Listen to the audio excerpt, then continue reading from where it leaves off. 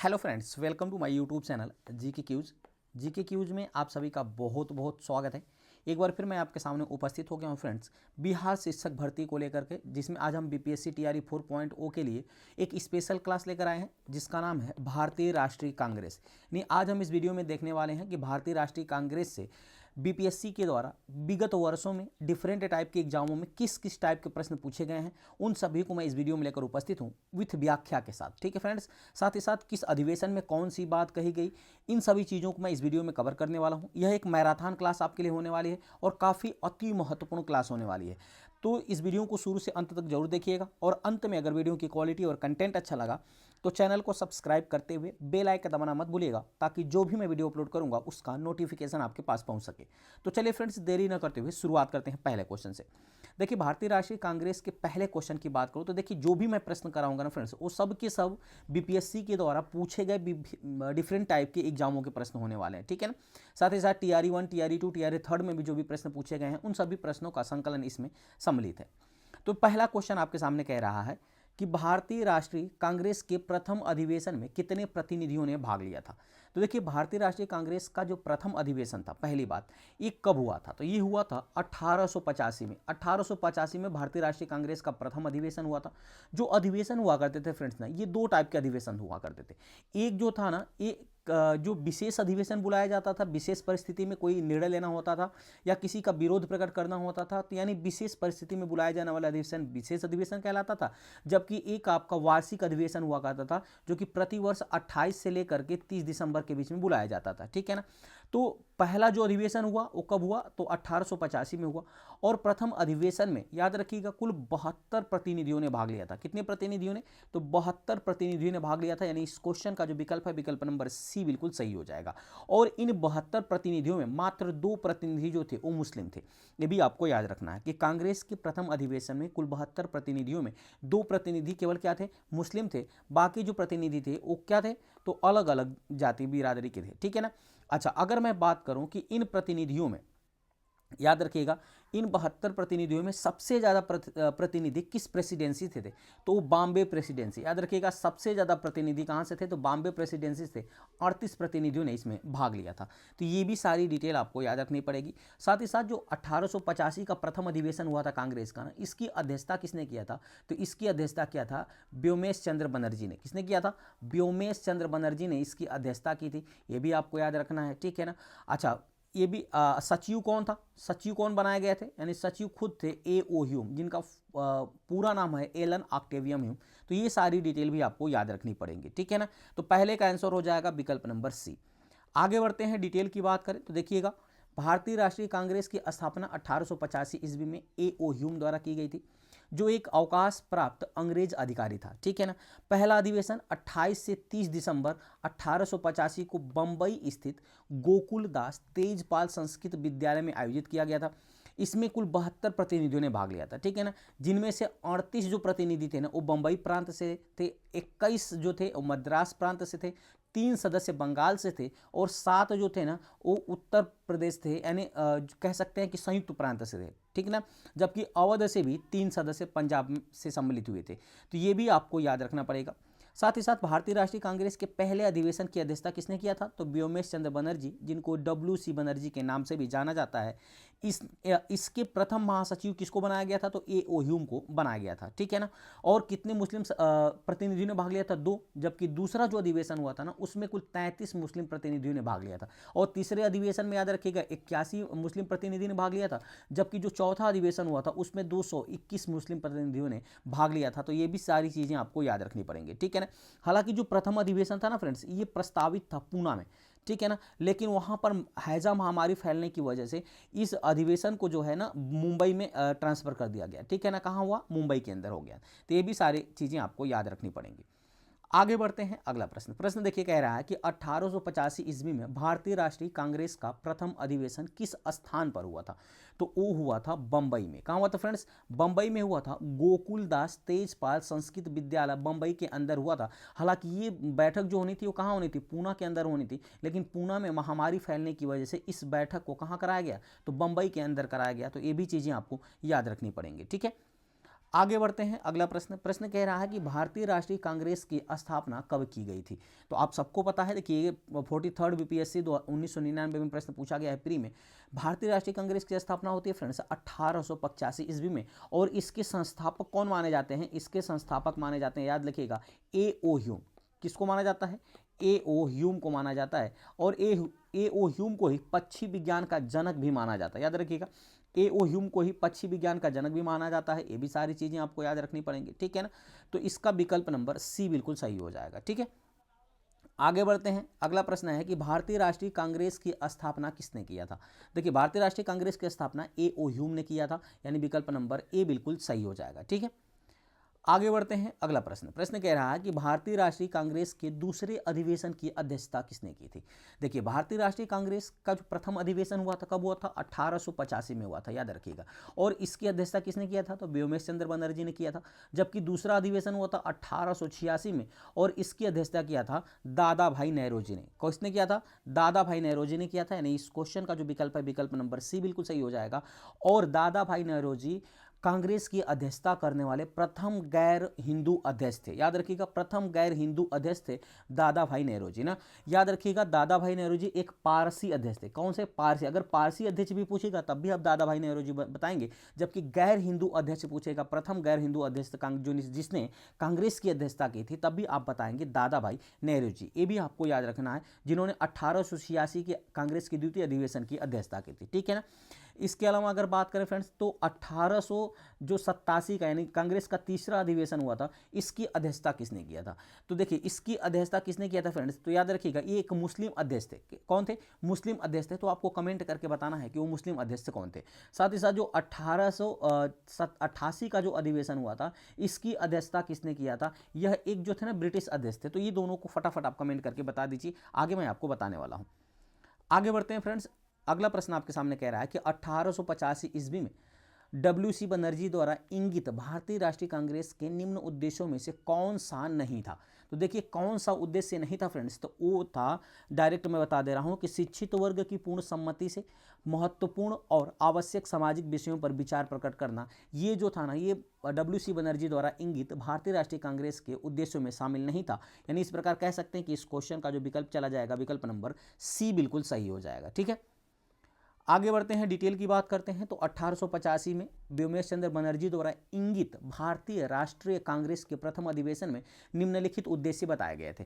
पहला उद्देश्य क्या बताया गया था उनके द्वारा? कि देश के हितों की रक्षा करने वाले भारतीयों के बीच संपर्क और मित्रता बढ़ाना। दूसरा उन्होंने कहा था कि देशवासियों के बीच जाति, संप्रदाय तथा प्रांतीय पक्षपातों की भावना को दूर करके उनमें एक राष्ट्रीय एकता की भावना को विकसित करना। जबकि तीसरा उन्होंने बताया था कि भारत के सभी वर्गों एवं समुदायों को एकत्रित करके उनमें एक राष्ट्र की भावना उत्पन्न करना। और चौथा उन्होंने बताया था कि जनता की मांगों का सूत्रीकरण और उसका प्रस्तुतिकरण करना, ठीक है ना। तो ये भी चीज़ें आपको याद रखनी पड़ेगी, जो कि व्योमेश चंद्र बनर्जी के द्वारा ये सुझाव यानी ये उद्देश्य बताए गए थे प्रथम अधिवेशन के दौरान। आगे बढ़ते हैं, अगला प्रश्न। प्रश्न कह रहा है कि भारतीय राष्ट्रीय कांग्रेस की प्रथम महिला अध्यक्ष कौन थी। काफ़ी अति महत्वपूर्ण प्रश्न फ्रेंड्स। देखिए बीपीएससी प्री में 2019 में पूछा गया प्रश्न है कि भारतीय राष्ट्रीय कांग्रेस की प्रथम महिला अध्यक्ष। अगर प्रथम महिला अध्यक्ष पूछेगा तो आप बताएंगे श्रीमती एनी बेसेंट। क्या बताएंगे? Shrimati Annie Besant. यानी इस क्वेश्चन का जो विकल्प है ना, विकल्प नंबर बी बिल्कुल सही हो जाएगा, ठीक है। श्रीमती एनी बेसेंट जो थी, ये भारतीय राष्ट्रीय कांग्रेस की प्रथम महिला अध्यक्ष थी। लेकिन अगर यही प्रश्न अगर आपसे पूछ ले कि भारतीय राष्ट्रीय कांग्रेस की प्रथम भारतीय महिला अध्यक्ष अगर आपसे पूछे, तो आप बताएंगे सरोजनी नायडू। क्या बताएंगे? सरोजनी नायडू। तो ये दोनों प्रश्न आपको विशेष तौर पर याद रखना है, कंफ्यूज नहीं होना है। प्रथम महिला अध्यक्ष पूछेगा तो श्रीमती एनी बेसेंट बताएंगे, जबकि प्रथम भारतीय महिला अध्यक्ष पूछेगा तो आप सरोजनी नायडू बताएंगे भारतीय राष्ट्रीय कांग्रेस का, ठीक है। डिटेल की बात करें तो एनी बेसेंट आयरलैंड की निवासी थी। 1907 से 1933 तक ये थियोसोफिकल सोसाइटी की प्रधान रही थी। और 1916 में होम रूल लीग का भी गठन किया था इन्होंने। जबकि 1917 में भारतीय राष्ट्रीय कांग्रेस की प्रथम महिला अध्यक्ष बनी थी। तो ये भी चीज़ें आपको याद रखनी पड़ेगी। जबकि वर्ष 1925 में कानपुर में हुए भारतीय राष्ट्रीय कांग्रेस का जो 40वां अधिवेशन हुआ था, इस अधिवेशन में सरोजनी नायडू कांग्रेस की प्रथम भारतीय महिला अध्यक्ष तथा दूसरी महिला अध्यक्ष बनी थी। अच्छा, यहां अगर आपसे प्रश्न पूछ ले कि कांग्रेस की दूसरी महिला अध्यक्ष कौन थी जिन्होंने कांग्रेस की अध्यक्षता की थी, तो वो थी सरोजिनी नायडू। लेकिन अगर प्रथम भारतीय महिला अध्यक्ष पूछे तो वो भी कौन है, सरोजिनी नायडू। जबकि प्रथम महिला अध्यक्ष पूछेगा तो आप बताएंगे कौन, तो वो है फ्रेंड्स एनी बेसेंट। ठीक है ना, एनी बेसेंट ने याद रखिएगा 1917 में कांग्रेस की अध्यक्षता की थी, जबकि 1925 में कानपुर अधिवेशन की अध्यक्षता किया था सरोजिनी नायडू ने। तो ये भी पॉइंट आपको याद रखना है। साथ ही साथ अगर बात करें तो उत्तर प्रदेश की प्रथम राज्यपाल के रूप में भी कार्य कर चुकी हैं सरोजिनी नायडू, जो कि 1947 से लेकर 1949 तक उत्तर प्रदेश की राज्यपाल भी रही हैं। तो ये भी पॉइंट आपको विशेष तौर पर याद रखने पड़ेंगे। आगे बढ़ते हैं फ्रेंड्स अगले प्रश्न की तरफ। अगला प्रश्न है कि इंडियन नेशनल कांग्रेस की प्रथम भारतीय महिला अध्यक्ष कौन थी। देखिए प्रश्न पूछ ही लिया है, तो प्रथम भारतीय महिला अध्यक्ष जहां भी पूछेगा तो आप बताएंगे सरोजिनी नायडू, जिन्होंने 1925 के कानपुर अधिवेशन की अध्यक्षता किया था। ठीक है ना, 1925 के कानपुर अधिवेशन की अध्यक्षता किया था, यानी इस क्वेश्चन का जो विकल्प हो जाएगा विकल्प नंबर सी बिल्कुल सही हो जाएगा। ठीक है फ्रेंड्स, आगे बढ़ते हैं। अगला प्रश्न कह रहा है कि भारतीय राष्ट्रीय कांग्रेस के द्वितीय सम्मेलन में कितने मुस्लिम प्रतिनिधियों ने भाग लिया था। देखिए मैंने आपसे पहले ही बताया कि जो प्रथम अधिवेशन हुआ था भारतीय राष्ट्रीय कांग्रेस का वो 1885 में हुआ था। कितना हुआ था, 1885 में। और इसकी अध्यक्षता किसने किया था, तो व्योमेश चंद्र बनर्जी ने किया था। किसने किया था, व्योमेश चंद्र बनर्जी ने। जबकि 1886 का अधिवेशन हुआ था, इसकी अध्यक्षता किया था दादा भाई नेहरूजी ने। किसने किया था, दादा भाई नेहरूजी ने।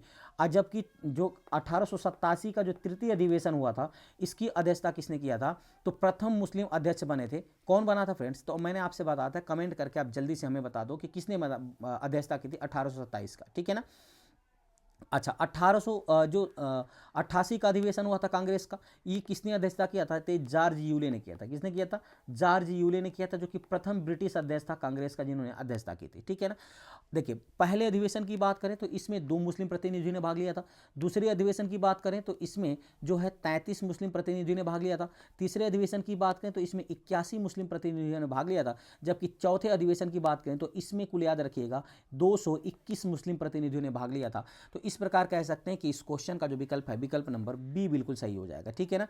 अच्छा, आपने बताया अभी तक नहीं कि 1887 के कांग्रेस के अधिवेशन की अध्यक्षता किसने किया था, तो किया था बदरुद्दीन तैयब जी। किसने किया था, बदरुद्दीन तैयब जी ने इसकी अध्यक्षता की थी, जो कि कांग्रेस के प्रथम मुस्लिम अध्यक्ष बने थे। तो ये भी पॉइंट आपको याद रखना पड़ेगा। ठीक है फ्रेंड्स, चलिए आगे बढ़ते हैं, डिटेल की बात कर लेते हैं। तो कांग्रेस का द्वितीय सम्मेलन 27 से 30 दिसंबर 1886 को दादा भाई नेहरूजी की अध्यक्षता में कलकत्ता में आयोजित किया गया था। कांग्रेस के दूसरे अधिवेशन में कुल 436 पंजीकृत प्रतिनिधियों ने भाग लिया था। ठीक है ना। अच्छा, पहले अधिवेशन में कुल 72 प्रतिनिधि ने भाग लिया था, जबकि दूसरे अधिवेशन में 436 प्रतिनिधियों ने भाग लिया था। ठीक है ना, जिसमें से 33 जो प्रतिनिधि थे वो मुस्लिम प्रतिनिधि थे। ठीक है, जबकि कांग्रेस के प्रथम सम्मेलन जहां मुस्लिम प्रतिनिधियों की संख्या 2 थी, वहीं दूसरे सम्मेलन में 33 थी, जबकि तीसरे में 81 और चौथे सम्मेलन में 221 पहुंच गई थी। ये भी चीज़ें आपको याद रखनी पड़ेंगी। ठीक है, चलिए आगे बढ़ते हैं अगले प्रश्न की तरफ। प्रश्न कह रहा है कि भारतीय राष्ट्रीय कांग्रेस के द्वितीय मुस्लिम अध्यक्ष कौन थे। देखिए प्रथम मुस्लिम अध्यक्ष जिन्होंने 1887 के अधिवेशन की अध्यक्षता किया था वो कौन थे, तो वो थे बदरुद्दीन तैयब जी। कौन थे, बदरुद्दीन तैयब जी थे। ठीक है ना, जो कि भारत के प्रथम मुस्लिम अध्यक्ष थे। अगर आपसे द्वितीय मुस्लिम अध्यक्ष पूछेगा तो याद रखिएगा वो द्वितीय मुस्लिम अध्यक्ष कौन थे, तो रहीमतुल्लाह सयानी, रहीमतुल्लाह मोहम्मद सयानी, यानी इस क्वेश्चन का जो विकल्प है विकल्प नंबर सी बिल्कुल सही हो जाएगा। ठीक है। अच्छा, अगर डिटेल की बात करें तो भारतीय राष्ट्रीय कांग्रेस के द्वितीय मुस्लिम अध्यक्ष रहीमतुल्लाह मोहम्मद सयानी बने थे। ध्यातव्य है कि भारतीय राष्ट्रीय कांग्रेस का जो 12वां अधिवेशन हुआ था 28 से 31 दिसंबर 1896 में कलकत्ता में, और इसी कलकत्ता के अधिवेशन की अध्यक्षता किया था रहीमतुल्लाह सयानी ने। ठीक है ना, जबकि भारतीय राष्ट्रीय कांग्रेस के पहले मुस्लिम अध्यक्ष थे बदरुद्दीन तैयब जी, जिन्होंने 1887 के अधिवेशन की अध्यक्षता की थी। जबकि दूसरे अध्यक्ष जो थे कांग्रेस के मुस्लिम अध्यक्ष थे वो थे रहीमतुल्लाह सयानी, जिन्होंने 1896 के कलकत्ता अधिवेशन की अध्यक्षता की थी। ठीक है, आगे बढ़ते हैं फ्रेंड्स। अगला प्रश्न कह रहा है कि महात्मा गांधी ने भारतीय राष्ट्रीय कांग्रेस के किस अधिवेशन की अध्यक्षता की थी। तो याद रखिएगा महात्मा गांधी ने 1924 के अंदर जो अधिवेशन हुआ था ना कर्नाटक के वेलगांव में, कहाँ हुआ था, कर्नाटक के वेलगांव में जो अधिवेशन हुआ था, इसी वेलगांव अधिवेशन की अध्यक्षता किया था महात्मा गांधी ने। यानी एक बार मात्र अध्यक्षता किया था महात्मा गांधी ने। किस सन में, तो 1924 में कर्नाटक के बेलगांव अधिवेशन की अध्यक्षता किया था। यानी इस क्वेश्चन का जो विकल्प हो जाएगा विकल्प नंबर बी बिल्कुल सही हो जाएगा। ठीक है ना। डिटेल की बात करते हैं तो दिसंबर 1924 में बेलगांव में कांग्रेस का जो 39वां अधिवेशन हुआ था इसकी अध्यक्षता किया था महात्मा गांधी ने। इस अधिवेशन में एक प्रस्ताव यह निश्चित किया गया कि गांधी जी के रचनात्मक कार्यों पर बल दिया जाए। इसी अधिवेशन में गांधी दास समझौते को अनुमोदित भी किया गया था। तो ये भी पॉइंट आपको याद रखना पड़ेगा, ठीक है ना। गांधी और दास के समझौते को कब अनुमोदित किया गया था? तो 1924 का जो बेलगांव का अधिवेशन हुआ था, इसी अधिवेशन के दौरान, ठीक है ना। आगे बढ़ते हैं फ्रेंड्स अगले प्रश्न की तरफ। देखिए, कई बार एक प्रश्न पूछा गया है कि स्वराज मेरा जन्मसिद्ध अधिकार है और मैं इसे लेकर ही रहूंगा। ये किसने कहा था? तो स्वराज मेरा जन्मसिद्ध अधिकार है, मैं इसे लेकर ही रहूंगा, ये कहा था बाल गंगाधर तिलक ने। किसने कहा था? बाल गंगाधर तिलक ने। यानी इस क्वेश्चन का जो विकल्प हो जाएगा, विकल्प नंबर सी बिल्कुल सही हो जाएगा, ठीक है। डिटेल की बात करते हैं तो भारतीय राष्ट्रीय कांग्रेस के लखनऊ अधिवेशन जो कि 1916 में हुआ था, उसी में बाल गंगाधर तिलक ने स्वराज मेरा जन्मसिद्ध अधिकार है, मैं इसे लेकर रहूंगा, ये नारा दिया था, ठीक है ना। और इस अधिवेशन में उग्रवादियों की, यानी कह सकते हैं कि जो गर्म दल के नेता थे, जिन्होंने 1907 के सूरत अधिवेशन में अलग कर दिए गए थे और इनके ऊपर 7 साल का बैन लगा दिया गया था, उनकी वापसी होती है कांग्रेस में दोबारा के द्वारा। और बाल गंगाधर तिलक और मोहम्मद अली जिन्ना के सहयोग से भी एक बार फिर से देखिए, याद रखिएगा, कांग्रेस में मुस्लिम लीग के बीच समझौता हो जाता है, कांग्रेस और मुस्लिम लीग के बीच भी समझौता होता है, ठीक है ना। और यह समझौता जो है ना, लखनऊ समझौता या कांग्रेस लीग समझौता के नाम से भी जाना जाता है। यानी 1916 का जो लखनऊ अधिवेशन हुआ था, इस अधिवेशन में दो घटना घटती है। एक तो कांग्रेस के द्वारा जो बैन किया गया था 1907 के सूरत अधिवेशन में गरम दल, उसको जो है इसमें एक बार पैचअप कर लिया जाता है। साथ ही साथ 1916 के लखनऊ अधिवेशन में ही मुस्लिम लीग भी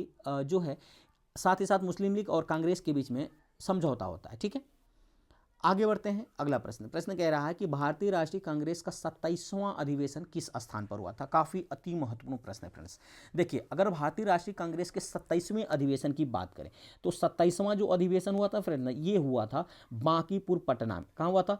बांकीपुर पटना के अंदर कांग्रेस का 27वां अधिवेशन हुआ था। जबकि बांकीपुर पटना में, यानी कह सकते हैं बिहार का पहला अधिवेशन था, ठीक है ना। बिहार में आयोजित होने वाला पहला अधिवेशन था और कांग्रेस का 27वां अधिवेशन था। कहां पर आयोजित किया गया था? बांकीपुर पटना में। और इसकी अध्यक्षता किसने किया था? तो इसकी अध्यक्षता किया था R.N. मुधोलकर ने। याद रखिएगा, R.N. मुधोलकर ने इसकी अध्यक्षता किया था, तो ये भी आपको याद रखना है। इसके अलावा कांग्रेस में दो और अधिवेशन हुए थे पटना के अंदर, यानी सॉरी बिहार के अंदर कांग्रेस के दो और अधिवेशन हुए थे। जबकि दूसरा अधिवेशन की बात करें तो दूसरा अधिवेशन हुआ था, याद रखिएगा, जो कि कांग्रेस का 37वां अधिवेशन था, ठीक है ना।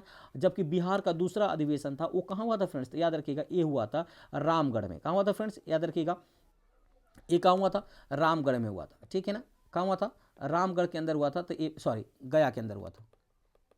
कहाँ हुआ था? गया के अंदर हुआ था। और इसकी अध्यक्षता किसने किया था? तो इसकी अध्यक्षता किया था, याद रखिएगा, इसकी अध्यक्षता किया था, किसने किया था? तो इसकी अध्यक्षता किया था चित्तरंजन दास ने। किसने किया था? चित्तरंजन दास ने इसकी अध्यक्षता की थी, ठीक है ना। जबकि कांग्रेस का जो तीसरे अधिवेशन की बात करें बिहार के अंदर हुआ था, वो कब हुआ था फ्रेंड्स? तो वो हुआ था, याद रखिएगा, ये तो पहली बात ये 1912 में हुआ था और दूसरा वाला होता 1922 में। और तीसरे की बात करें तो तीसरा हुआ था 1940 में। याद रखिएगा, 1940 में। जो 1940 का तीसरा अधिवेशन कहाँ हुआ था? तो ये हुआ था रामगढ़। याद रखिए, कहाँ हुआ था? रामगढ़। और रामगढ़ है कहाँ वर्तमान में? तो झारखंड में है, लेकिन उस समय बिहार का हिस्सा हुआ करता था, ठीक है ना। तो इसकी अध्यक्षता किसने किया था? तो अबुल कलाम आज़ाद ने। किसने किया था? अबुल कलाम आज़ाद ने इसकी अध्यक्षता किया था। तो उम्मीद करते हैं फ्रेंड्स कि ये सारे के सारे पॉइंट आपको अच्छी तरह से समझ में आए होंगे, ठीक है ना। तो इस प्रकार कह सकते हैं कि कांग्रेस का जो 27वां अधिवेशन हुआ था वो था बांकीपुर पटना के अंदर। यानी इस क्वेश्चन का जो विकल्प है, विकल्प नंबर डी बिल्कुल सही हो जाएगा।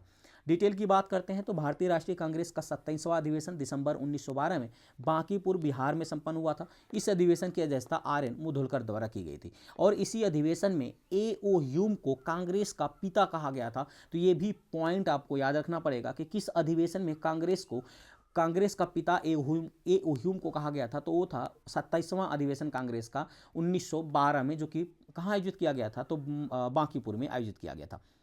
आगे बढ़ते हैं अगला प्रश्न कह रहा है कि 1912 में पटना में होने वाले भारतीय राष्ट्रीय कांग्रेस के अधिवेशन के अध्यक्ष कौन थे? तो अभी मैंने बताया फ्रेंड्स, उसके अधिवेशन के अध्यक्ष थे R.N. मुधोलकर। यानी विकल्प नंबर ए बिल्कुल सही हो जाएगा। अगला प्रश्न है कि सुरक्षा वाल्व सिद्धांत के आधार पर भारतीय राष्ट्रीय कांग्रेस की स्थापना ब्रिटिश सरकार को खतरों से बचाने के लिए थी। उपयुक्त विचार किस नेता के हैं? तो देखिए, ये जो विचार दिया था ये दिया था लाला लाजपत राय ने। किसने दिया था? लाला लाजपत राय ने। यानी इस क्वेश्चन का जो विकल्प है विकल्प नंबर बी बिल्कुल सही हो जाएगा। लाला लाजपत राय ने कहा था कि ये जो कांग्रेस की स्थापना हुई थी, ये स्थापना अंग्रेजों को बचाने के लिए इसकी स्थापना की गई, यानी सुरक्षा वाल्व के सिद्धांत के आधार पर इन्होंने देखा था।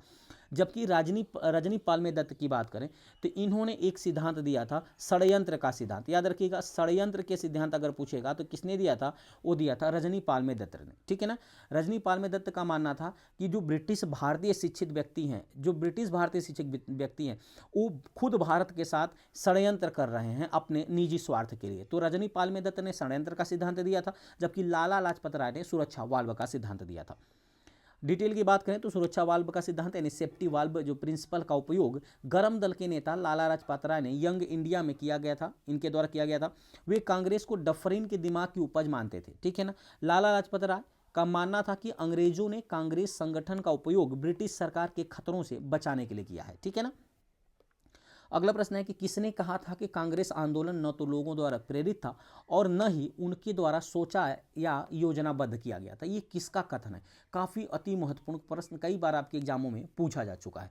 तो फ्रेंड्स ये कहा था लाला लाजपत राय ने। किसने कहा था? लाला लाजपत राय ने। यानी इस क्वेश्चन का भी विकल्प नंबर डी बिल्कुल सही हो जाएगा। ठीक है। डिटेल की बात करें तो लाला लाजपत राय ने अपने एक लेख में लिखा था कि कांग्रेस आंदोलन न तो लोगों द्वारा प्रेरित था और न ही यह उनके द्वारा सोचा समझा या योजनाबद्ध किया गया था। ठीक है ना। तो ये भी पॉइंट आपको याद रखने पड़ेंगे। आगे बढ़ते हैं फ्रेंड्स। अगला प्रश्न कह रहा है कि मुझे विश्वास है कि कांग्रेस अपने विनाश की तरफ जा रही है और मेरी यह बड़ी इच्छा है कि भारत में रहते हुए इसकी शांति प्रिय से निधन हो जाए, ये और निधन होती मैं इसका सहायक बनूं। ये किसने कहा था फ्रेंड्स? तो ये कहा था लॉर्ड कर्जन ने। किसने कहा था? लॉर्ड कर्जन ने। यानी इस क्वेश्चन का विकल्प नंबर सी बिल्कुल सही हो जाएगा। ठीक है ना। लॉर्ड कर्जन का ये कथन है तो कई बार आपके एग्जाम में पूछा जा चुका है। यही लॉर्ड कर्जन है फ्रेंड्स जिसके जो है 1905 का ये बंगाल विभाजन करवाता है और बंगाल को दो भागों में बांट देता है। एक को बना देता है पूर्वी बंगाल और एक को बना देता है पश्चिमी बंगाल। ठीक है ना। हालांकि ये जो है ना ये प्रशासनिक हवाला देकर के इसको अलग करते हैं। ठीक है ना। जबकि पूर्वी बंगाल की बात करें तो यहाँ मुस्लिम जनसंख्या सबसे ज़्यादा थी और पश्चिमी बंगाल की बात करें तो इसमें हिंदू जनसंख्या सबसे ज़्यादा थी। तो यानी कहने का मतलब है ये हिंदू और मुस्लिमों के बीच जो लॉर्ड कर्जन था, ये हिंदू और मुस्लिमों के बीच जो है फ्रेंड्स ये एकता को तोड़ना चाहता था। ठीक है ना। तो अगर बात करें तो इसी दिन रविंद्रनाथ टैगोर के आह्वान पर 16 अक्टूबर को जो बंगाल विभाजन होता है 1905 को, तो इसी दिन बंगाल विभाजन के दिन रविंद्रनाथ टैगोर के आह्वान पर पूरे देश में शोक दिवस मनाया जाता है। ये भी आपको याद रखना है, शोक दिवस मनाया जाता है। साथ ही साथ याद रखिएगा रक्षाबंधन भी दिवस मनाया जाता है, जिसके अंतर्गत मुस्लिम भाई हिंदू भाई के कलाइयों पर राखी बांधते हैं और मुस्लिम भाई हिंदू भाई, जबकि हिंदू भाई मुस्लिम भाइयों के राखी पर कलाई बांधते हैं, ताकि कलाइयों पर रक्षा बांधते हैं। तो ये सारी भी घटना आपको याद रखनी पड़ेगी। अगर इस क्वेश्चन की बात करें तो विकल्प नंबर सी बिल्कुल सही हो जाएगा। अगले क्वेश्चन की बात करें तो रजनी पालमे दत्त ने कहा वे साम्राज्यवाद से लड़ते भी थे और सहयोग भी करते। उन्होंने किस राजनीतिक संगठन के बारे में कहा था? तो ये कहा था फ्रेंड्स भारतीय राष्ट्रीय कांग्रेस के बारे में। किसके बारे में कहा था? भारतीय राष्ट्रीय कांग्रेस के बारे में। यानी विकल्प नंबर ए बिल्कुल सही हो जाएगा। डिटेल की बात करें तो रजनी पालमे दत्त ने यह कहा था कि भारतीय राष्ट्रीय कांग्रेस के बारे में कहा था कि कांग्रेस कई अवसरों पर अंग्रेजी हुकूमत के साथ सहयोग भी करती थी, जैसे प्रथम विश्व युद्ध में भारतीय सहयोग हो या गांधी इरविन समझौता हो। इसके अतिरिक्त भारतीय राष्ट्रीय कांग्रेस ने साम्राज्यवाद का विरोध भी करते हुए देखा गया था, अंग्रेजों से आज़ादी की लड़ाई लड़ते हुए भी देखा गया था। इसलिए रजनी पालमे दत्त ने कहा था कि भारतीय जो वे साम्राज्यवाद से लड़ते भी थे और सहयोग भी करते थे। ये कहा था रजनी पालमे दत्त ने। किसके बारे में? तो भारतीय राष्ट्रीय कांग्रेस के बारे में। अगला प्रश्न है कि 1897 के भारतीय राष्ट्रीय कांग्रेस के अमरावती अधिवेशन को किसने 3 दिवसीय तमाशा कहा था?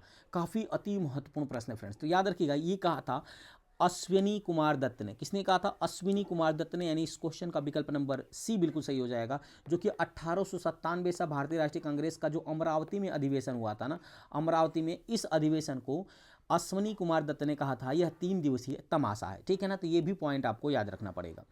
अगला प्रश्न है न्यू लैंप फॉर ओल्ड लेख जो कि 1893-94 के दौरान इसको प्रकाशित किया गया था, यानी सर्वहारा वर्ग के साथ संपर्क से बाहर होने के लिए कांग्रेस की आलोचना की गई थी। इन लेखों के लेखक कौन थे, ये आपसे प्रश्न पूछ रहा है। यानी न्यू लैंप ऑफ ओल्ड, इसके इस लेख के लेखक कौन है, ये आपसे प्रश्न पूछ रहा है। तो इस लेख के लेखक हैं अरविंद घोष। कौन है? अरविंद घोष। यानी इस क्वेश्चन का जो विकल्प है, विकल्प नंबर ए बिल्कुल सही हो जाएगा। तो ये भी पॉइंट आपको याद रखना पड़ेगा, ठीक है ना। डिटेल की बात करें तो तत्कालीन भारतीय परिस्थितियों के कारण एवं कांग्रेस की साम्राज्यवादी शक्तियों की समक्ष ढोल ढाल रवैया अपनाने के कारण अरविंद घोष ने एक लेख प्रस्तुत किया था।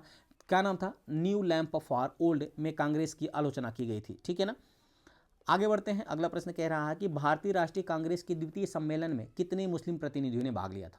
देखिए, भारतीय राष्ट्रीय कांग्रेस का जो द्वितीय सम्मेलन हुआ था, पहली बात वो कहाँ हुआ था? तो हुआ था 1886 में हुआ था। और कहाँ हुआ था? तो फ्रेंड्स याद रखिएगा, ये हुआ था कलकत्ता के अंदर। कहाँ हुआ था? कलकत्ता के अंदर हुआ था दूसरा अधिवेशन, ठीक है ना। अच्छा, इस कलकत्ता अधिवेशन में कुल 33 मुस्लिम प्रतिनिधियों ने भाग लिया था, जबकि पहले में कितना लिया था? तो 2 मुस्लिम प्रतिनिधियों ने भाग लिया था। डिटेल की बात करें तो कांग्रेस का द्वितीय सम्मेलन 27 से 30 दिसंबर 1886 को दादा भाई नेहरू की अध्यक्षता में कलकत्ता में संपन्न हुआ था। और कांग्रेस की इस दूसरे अधिवेशन में कुल 436 पंजीकृत प्रतिनिधियों ने भाग लिया था, जिसमें से याद रखिएगा 33 मुस्लिम प्रतिनिधियों ने भाग लिया था। आगे बढ़ते हैं। अगला प्रश्न कह रहा है कि 1918 में मोंटफोर्ड सुधारों पर कांग्रेस ने एक महत्वपूर्ण रुख अपनाया, जिसके कारण पुराने उदारवादी अवशेष जैसे सप्रू, जयकर और चिंतामणि ये टूट गए। उन्होंने गठन कर लिया। किसका गठन कर लिया? तो याद रखिएगा फ्रेंड्स, इन्होंने किसका गठन किया था? तो इंडियन नेशनल लिबरल फेडरेशन का गठन किया था। किसने? तो सप्रू और चिंतामणि। यानी इस क्वेश्चन का जो विकल्प हो जाएगा, विकल्प नंबर ए बिल्कुल सही हो जाएगा। अगला प्रश्न है कि 1922 में गया के इंडियन नेशनल कांग्रेस के अधिवेशन के अध्यक्ष कौन थे? तो 1922 में जो गया अधिवेशन हुआ था कांग्रेस का, याद रखिएगा, गया में जो अधिवेशन हुआ था जिसकी अध्यक्षता किया था चित्तरंजन दास ने। किसने किया था? चित्तरंजन दास ने। यानी इस क्वेश्चन का विकल्प नंबर ए बिल्कुल सही हो जाएगा। एक बार फिर मैं आपको बता दूं कि बिहार के अंदर कांग्रेस के 3 अधिवेशन हुए। कांग्रेस का 27वां अधिवेशन हुआ था। कब हुआ था? 1912 में हुआ था। और इसकी अध्यक्षता किसने किया था? तो आर.एन. मुधोलकर ने किया था। किसने किया था? आर.एन. मुधोलकर ने इसकी अध्यक्षता की थी। जबकि कांग्रेस का 37वां अधिवेशन हुआ था। कब हुआ था? 1922 में हुआ था। और 1922 में इसकी अध्यक्षता किसने किया था? तो इसकी अध्यक्षता किया था चित्तरंजन दास ने। किसने किया था? चित्तरंजन दास ने, ठीक है ना। जबकि कांग्रेस का बात करें कि 1940 में जो अधिवेशन हुआ था ना, ये कहाँ हुआ था? ये बांकीपुर में हुआ था। सॉरी, एक कहाँ अधिवेशन हुआ था? एक जो 1940 वाला हुआ था, इसकी अध्यक्षता किया था अबुल कलाम आज़ाद ने। किसने किया था? अबुल कलाम आज़ाद ने इसकी अध्यक्षता की थी। तो ये भी पॉइंट आपको याद रखना है। जो 1912 का अधिवेशन हुआ था ना, ये हुआ था, याद रखिएगा, कहाँ हुआ था फ्रेंड्स? तो ये हुआ था, ठीक है, ये हुआ था आपका बांकीपुर में। कहाँ हुआ था? ये हुआ था बांकीपुर में। जबकि 1922 का जो कांग्रेस का अधिवेशन हुआ था, ये फ्रेंड्स ये कहाँ हुआ था? तो ये हुआ था गया के अंदर हुआ था। और जबकि 1940 का कांग्रेस का अधिवेशन हुआ था, ये कहाँ हुआ था? ये हुआ था रामगढ़ के अंदर। कहाँ हुआ था फ्रेंड्स? रामगढ़ के अंदर हुआ था। और किसने अध्यक्षता की थी, ये भी सारे पॉइंट मैं आपको बता चुका हूँ। तो इस क्वेश्चन का जो विकल्प हो जाएगा, विकल्प नंबर सी बिल्कुल सही हो, सॉरी ए बिल्कुल सही हो जाएगा। आगे बढ़ते हैं। अगला प्रश्न कह रहा है कि अपने किस कार्यकारिणी कमेटी में कांग्रेस ने भू स्वामित्व को समाप्त करने की नीति अपनाई थी? तो देखिएगा, इस क्वेश्चन का जो विकल्प हो जाएगा, विकल्प नंबर ए बिल्कुल सही हो जाएगा। कार्यकारिणी कमेटी 1937 के तहत, ठीक है ना, कांग्रेस ने भू स्वामित्व को समाप्त करने की नीति अपनाई थी। यानी विकल्प नंबर ए बिल्कुल सही हो जाएगा। आगे बढ़ते हैं, डिटेल की बात करते हैं। तो भारतीय राष्ट्रीय कांग्रेस की कार्यकारिणी कमेटी ने वर्ष 1937 में भू स्वामित्व को समाप्त करने की नीति अपनाई। संयुक्त प्रांत और बिहार के काश्तकारी बिल पारित किए गए। सभी कांग्रेस शासित प्रांतों में कृषकों को साहूकारों के चंगुल से बचाने तथा सिंचाई सुविधाओं को बेहतर बनाने के प्रयास किए गए थे। तो ये भी पॉइंट आपको याद रखने पड़ेंगे। आगे बढ़ते हैं। अगला प्रश्न कह रहा है कि 1938 में भारतीय राष्ट्रीय कांग्रेस के अध्यक्ष निर्वाचित हुए थे। देखिए, 1938 के अधिवेशन की अध्यक्षता किसने किया था, ये आपसे प्रश्न पूछ रहा है। तो फ्रेंड्स वो किया था सुभाष चंद्र बोस ने। किसने किया था? सुभाष चंद्र बोस ने, जो कि हरिपुरा अधिवेशन हुआ था, हरिपुरा अधिवेशन की अध्यक्षता किया था। तो ये भी चीज़ें आपको याद रखनी पड़ेंगी। डिटेल की बात करते हैं तो कांग्रेस के हरिपुरा, जो कि गुजरात में पड़ता है, इस अधिवेशन की अध्यक्षता फरवरी 1938 में सुभाष चंद्र बोस ने किया था, जो कि निर्विरोध अध्यक्ष के रूप में इनको चुना गया था। ज्ञातव्य हो कि सुभाष चंद्र बोस 1939 में त्रिपुरी अधिवेशन में भी सीतारमैया को हराकर अध्यक्ष पद जीते थे, लेकिन उन्होंने अप्रैल 1939 में अध्यक्ष पद से इस्तीफा दे दिया था। डॉक्टर राजेंद्र प्रसाद को सुभाष की जगह नया कांग्रेस अध्यक्ष बनाया गया था। तो ये भी चीज़ें आपको याद रखनी पड़ेंगी, ठीक है ना। इसमें क्या हुआ था ना फ्रेंड्स कि हालांकि जो गांधी जी के प्रतिनिधि थे, गांधी जी के प्रतिनिधि इसमें हार गए थे, तो और सुभाष चंद्र बोस इसमें जीत गए थे। गांधी जी के प्रतिनिधि थे सीतारामैया, तो ये हार गए थे, लेकिन गांधी जी के नाराज होने की वजह से सुभाष चंद्र बोस ने इस्तीफा दे दिया था। ठीक है ना। आगे बढ़ते हैं, अगला प्रश्न कह रहा है कि 1888 में इलाहाबाद में किस राजा ने भारतीय राष्ट्रीय कांग्रेस के चौथे अधिवेशन के संपन्न होने में बहुमूल्य सहायता प्रदान की थी। तो याद रखिएगा किस राजा ने बहुमूल्य सहायता प्रदान की थी। याद रखिएगा 1888 के अधिवेशन को अंग्रेजों ने न होने के लिए अनुमति नहीं दिया था। तो उस समय जो राजा थे इलाहाबाद के, वो कौन से राजा थे, तो याद रखिएगा इस क्वेश्चन का जो विकल्प हो जाएगा, विकल्प नंबर सी बिल्कुल सही हो जाएगा, दरभंगा महाराज। दरभंगा महाराज ने अपनी वहाँ पर इलाहाबाद में एक कोठी को खरीदा था और उसमें कांग्रेस के अधिवेशन की अध्यक्षता करने के लिए इन्होंने दे दिया था कांग्रेस को। ठीक है ना। तो एक बार फिर मैं आपको बता दूं, कांग्रेस का जो प्रथम अधिवेशन हुआ था वो 1885 में हुआ था। कहाँ हुआ था फ्रेंड्स, तो ये हुआ था बॉम्बे में। कहाँ हुआ था, बॉम्बे के अंदर हुआ था। और इसकी अध्यक्षता किसने किया था, तो इसकी अध्यक्षता याद रखिएगा, इसकी अध्यक्षता किसने किया था फ्रेंड्स, तो इसकी अध्यक्षता याद रखिएगा किसने किया था, तो ये किया था व्योमेश चंद्र बनर्जी ने। जबकि 1886 का जो अधिवेशन था ये कहाँ हुआ था, तो ये फ्रेंड्स हुआ था कलकत्ता के अंदर। याद रखिएगा कलकत्ता के अंदर 1886 का अधिवेशन हुआ था। और इसकी अध्यक्षता किसने किया था, तो इसकी अध्यक्षता किया था दादा भाई नेहरू ने। किसने किया था, दादा भाई नेहरू ने। जबकि 1887 के अधिवेशन की बात करें तो इसकी अध्यक्षता किसने किया था, तो इसकी अध्यक्षता किया था या बदरुद्दीन तैयब जी ने। किसने किया था, बदरुद्दीन तैयब जी ने किया था। जबकि कांग्रेस का जो 1888 का अधिवेशन हुआ था, जो कि कहाँ आयोजित किया गया था, इलाहाबाद में आयोजित किया गया था, तो इसकी अध्यक्षता किसने किया था, इसकी अध्यक्षता किया था जॉर्ज यूल ने। किसने किया था, जॉर्ज यूले ने। तो ये भी पॉइंट आपको याद रखने पड़ेंगे। ठीक है, चलिए आगे बढ़ते हैं। डिटेल की बात करें तो वर्ष 1888 में इलाहाबाद में संपन्न कांग्रेस के चौथे अधिवेशन में दरभंगा के राजा ने इस अधिवेशन को संपन्न में बहुमूल्य सहायता प्रदान किया था। आगे बढ़ते हैं, अगला प्रश्न कह रहा है कि वह कौन सा कांग्रेस अध्यक्ष था जिसने क्रिप्स मिशन व लॉर्ड वेवेल दोनों से वार्ताएं की। तो इस क्वेश्चन के विकल्प की बात करें तो विकल्प नंबर ए बिल्कुल सही हो जाएगा, वो था अबुल कलाम आज़ाद। कौन था, अबुल कलाम आज़ाद, यानी इस क्वेश्चन का विकल्प है विकल्प नंबर ए बिल्कुल सही हो जाएगा। ठीक है ना। डिटेल की बात करें तो अबुल कलाम आज़ाद 1940 से लेकर के 1946 तक कांग्रेस के अध्यक्ष रहे, यानी सबसे अधिक समय तक कांग्रेस के अध्यक्ष रहने वाले कौन थे, अबुल कलाम आज़ाद ही थे। ठीक है। इन्होंने क्रिप्स मिशन 1942 में जो आया था, साथ ही साथ लॉर्ड वेवेल जो कि 1945 में आया था, दोनों से वार्ताएं की थी। तो इस क्वेश्चन का जो विकल्प हो जाएगा विकल्प नंबर ए बिल्कुल सही हो जाएगा। तो ये भी पॉइंट आपको याद रखना है। आगे बढ़ते हैं, अगला प्रश्न कह रहा है कि भारत के विभाजन के समय भारतीय राष्ट्रीय कांग्रेस का अध्यक्ष कौन था। देखिए भारत की विभाजन की बात कर रहा है, न कि कांग्रेस की विभाजन की बात कर रहा है। ठीक है ना, ये भारत के विभाजन की बात कर रहा है। तो भारत के विभाजन के समय भारतीय राष्ट्रीय कांग्रेस का जो अध्यक्ष था फ्रेंड्स, वो था JB कृपलानी। कौन थे, JB कृपलानी, यानी इस क्वेश्चन का जो विकल्प है विकल्प नंबर ए बिल्कुल सही हो जाएगा। तो ये भी आपको याद रखना है। ठीक है ना। अच्छा, अगर मैं बात करूँ फ्रेंड्स की भारत के विभाजन की, तो देखिए अगर मैं बात करूं कि कांग्रेस विभाजन, तो कांग्रेस का विभाजन कब हुआ था, तो जो कांग्रेस का विभाजन हुआ था 1907 के सूरत अधिवेशन में हुआ था। ठीक है ना। 1907 के सूरत अधिवेशन में कांग्रेस जो था वो दो भागों में बढ़ गया था, एक नरम दल और गर्म दल में बढ़ गया था। ठीक है ना। अच्छा, इसके अलावा अगर बात करें फ्रेंड्स कि 1905 में, याद रखिएगा एक घटना और आपको याद रखना, 1905 में कांग्रेस अधिवेशन हुआ था। 1905 में लॉर्ड कर्जन के द्वारा जो है याद रखिएगा बंगाल को दो भागों में बांट दिया गया था। एक को बना दिया गया था पूर्वी बंगाल और एक को बना दिया गया था पश्चिम बंगाल। ठीक है ना। तो पूर्वी बंगाल में हिंदू जनसंख्या सबसे ज़्यादा, मुस्लिम जनसंख्या सबसे ज़्यादा थी, तो यहाँ मुस्लिम बाहुल्य क्षेत्र था, जबकि पश्चिम बंगाल में हिंदू जनसंख्या सबसे ज़्यादा थी, तो ये जो था ये हिंदू बाहुल्य क्षेत्र था। ठीक है ना। अच्छा, उसके बाद क्या होता है फ्रेंड्स कि 1911 में दिल्ली दरबार लगता है। ठीक है ना। 1911 में दिल्ली दरबार लगता है और इंग्लैंड के राजा जॉर्ज पंचम और रानी मैरी भारत आई हुई रहती हैं, ये भी आपको याद रखना है। और इसी समय 1911 में ही दिल्ली दरबार के दौरान कांग्रेस की जो आपका बंगाल विभाजन होता है 1905 में, इस बंगाल विभाजन को रद्द करके एक बार फिर से बंगाल को दो भागों में बांट दिया जाता है 1912 में। कब बांटा जाता है, 1912 में। 22 मार्च 1912 में कांग्रेस को बंगाल को दो भागों में बांट दिया जाता है। एक को बना दिया जाता है बिहार, याद रखिएगा, एक को बना दिया जाता है बिहार बना दिया जाता है, दूसरे को बना दिया जाता है पश्चिम बंगाल। ठीक है ना। तो अच्छा, जो बिहार बनाया जाता है फ्रेंड्स वो कब बनाया जाता है, तो बनाया जाता है 22 मार्च को, इसलिए प्रतिवर्ष 22 मार्च को बिहार दिवस भी मनाया जाता है। ठीक है ना। और 22 मार्च बिहार दिवस मनाने की शुरुआत कब से होती है, तो 2010 से। जो वर्तमान में मुख्यमंत्री हैं नीतीश कुमार, 2010 में भी मुख्यमंत्री रहते हैं नीतीश कुमार, इन्हीं के आह्वान पर 22 मार्च को तब से अब तक बिहार दिवस मनाया जाता है। क्यों मनाया जाता है, क्योंकि 1912 में बंगाल को दो भागों में बांटा गया था, एक को बना दिया गया था बिहार और दूसरे को बना दिया गया था पश्चिम बंगाल। तो ये भी चीज़ें आपको याद रखनी पड़ेंगी। ठीक है ना। आगे बढ़ते हैं, डिटेल की बात करते हैं तो जब भारत स्वतंत्र हुआ उस समय कांग्रेस के अध्यक्ष थे जेबी कृपलानी। तो प्रश्न पूछा जाता है कि स्वतंत्रता के समय भारत के कांग्रेस अध्यक्ष कौन थे, तो वो थे जेबी कृपलानी।